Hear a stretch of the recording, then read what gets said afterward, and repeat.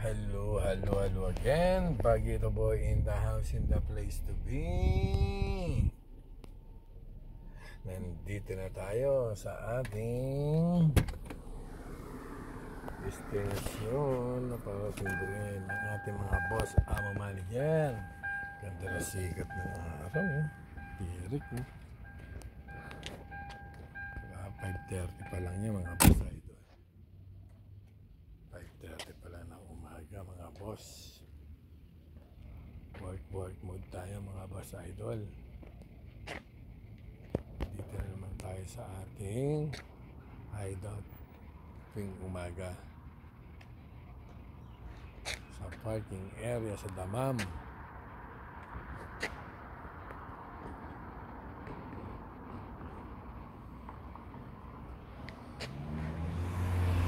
Buhay manlalakbay sa gitnang silangan. Buhay natin dito. Ayun nga. Kumbaga, talaga, may pinagkaloob ng Diyos sa atin.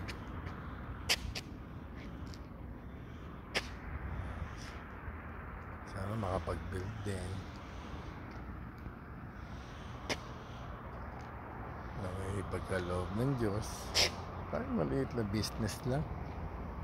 Diba?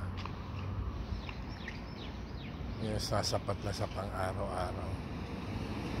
Kung may susobra man, salamat. Diba? Kung katamtaman man, salamat din.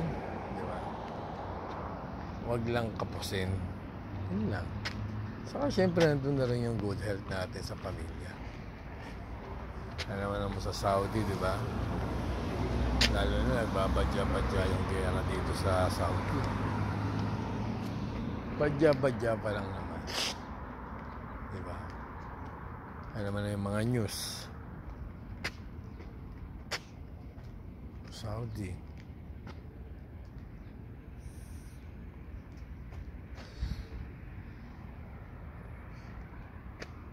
Ay nako.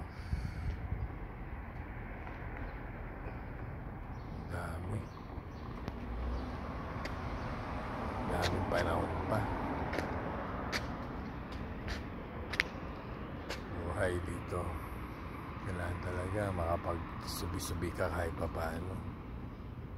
Not only for the, di ba? Alam mo yung pansarili ka nila. Pansarili. Alam mo yun, hindi mo masabing kaligayahan. Siyempre, kailangan din yung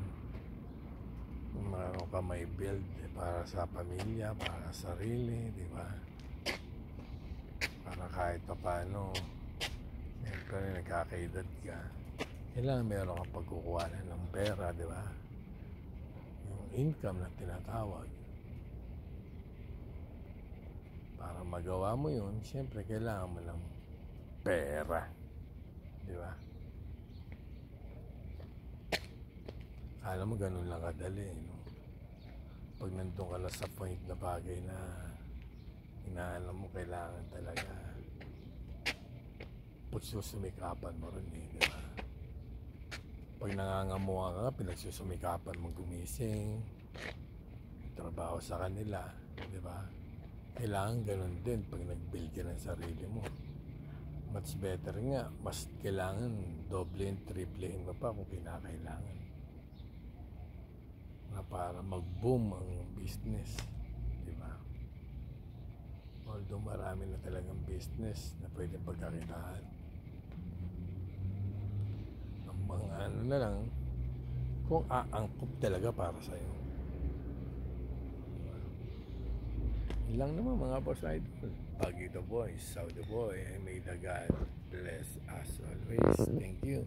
Pindot.